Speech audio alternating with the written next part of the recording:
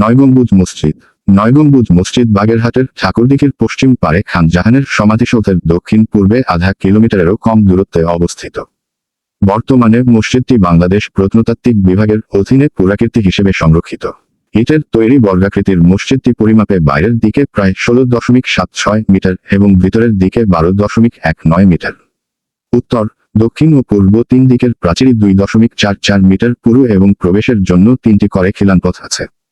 মাঝের খিলানপথটি একটি আয়তাকার কাঠামোয় সন্নিবেশিত এবং পার্শ্ববর্তী খিলানগুলি অপেক্ষা বড়। নয় গম্বুজ মসজিদ, বাগেরহাট। প্রতি সারিতে 2টি করে মোট 2 সারি পাথর নির্মিত স্তম্ভ দ্বারা মসজিদের অভ্যন্তর 3টি আইল ও 3টি বে-তে বিভক্ত। ফলে সম্পূর্ণ স্বতন্ত্র 9টি বে সৃষ্টি হয়েছে। প্রতিটি বে উল্টানো কাপ আকৃতির গম্বুজ দ্বারা আবৃত।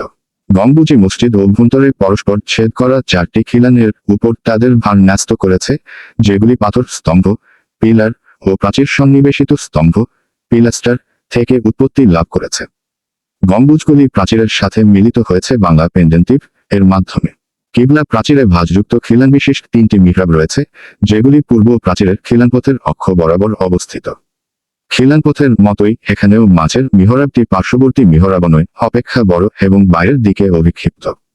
পাথরের স্তম্ভ, যা গম্বুজাবৃত ছাদের ভার বহন করছে, চতুষ্কোণিক স্তম্ভভিত্তি, পিডেস্টাল ও স্তম্ভশীর্ষ ক্যাপিটাল সমৃদ্ধ। স্তম্ভগুলি অষ্টভুজাকৃতির এবং পেডেস্টাল ও ক্যাপিটাল থেকে একে বন্ধনী ব্যান্ড দ্বারা পৃথক করা হয়েছে। প্রাচীর সন্নিবেশিত স্তম্ভ, পিলাস্টার গুলিতেও চতুষ্কোণিক ভিত্তি ও ক্যাপিটাল রয়েছে।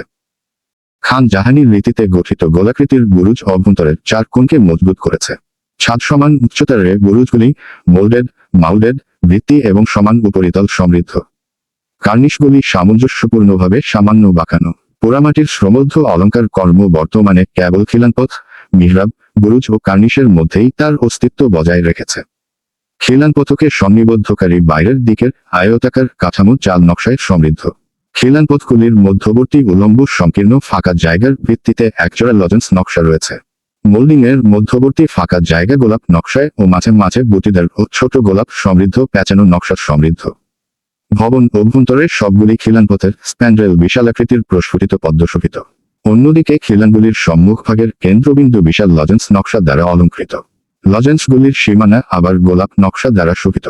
সারিবদ্ধ ছোট গোলাপ নকশা ও পদ্মপাতার সমৃদ্ধ 3টি মোল্ডেড ব্যান্ড প্রতিটি খিলানপথের শীর্ষালঙ্করণে ব্যবহৃত হয়েছে। ব্যান্ডের মধ্যবর্তী সংকীর্ণ জায়গাটি নেকলেস, প্যাঁচানো লতা ও ফুল নকশা শোভিত। মিহরাবগুলিও অসাধারণ অলঙ্করণের সমৃদ্ধ। কেন্দ্রীয় মিহরাবটির স্প্যান্ড্রেল ফুলের মোটিফ সমৃদ্ধ।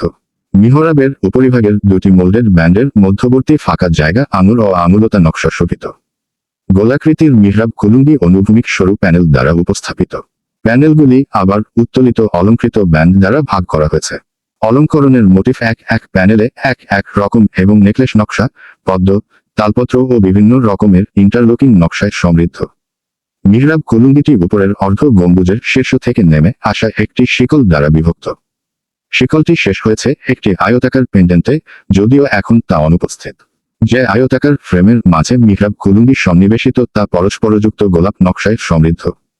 ফ্রেমের উপরে অত্যন্ত বলিষ্ঠ 2টি ব্যান্ড অভিক্ষিপ্ত এবং এগুলি সারিবদ্ধ গোলাপ নকশা শোভিত। সমস্ত অবকাঠামোটির শোভাবর্ধনে অসাধারণভাবে সহযোগিতা করেছে এর অলঙ্কৃত শীর্ষচূড়া। কার্নিশের বক্রতা ভবনটিকে একটি দৃষ্টিনন্দন অভিব্যক্তি এনে দিয়েছে। সমস্ত ভবন জুড়ে 2 স্তরের কার্নিশের লজেন্স নকশা এবং এদের মধ্যবর্তী ফাঁকা জায়গার বিভিন্ন স্থানে অলঙ্কৃত বর্গাকার প্যানেল শোভা বৃদ্ধি করেছে। ব্যান্ড দ্বারা বিভক্ত কর্নার টাওয়ারগুলি লজেন্স নকশা, পদ্মপাতা ও ক্ষুদ্র বল নকশা সমৃদ্ধ। রচনা শৈলীর দিক থেকে মসজিদটি খান জাহানের সময়ের। স্থানীয় জনশ্রুতি থেকে জানা যায়, খান জাহানের কোন এক কর্মকর্তা মসজিদটি নির্মাণ করেছিলেন এবং তার বাসগৃহ ওই একই এলাকার ঠাকুরদিঘির পাড়ে অবস্থিত ছিল।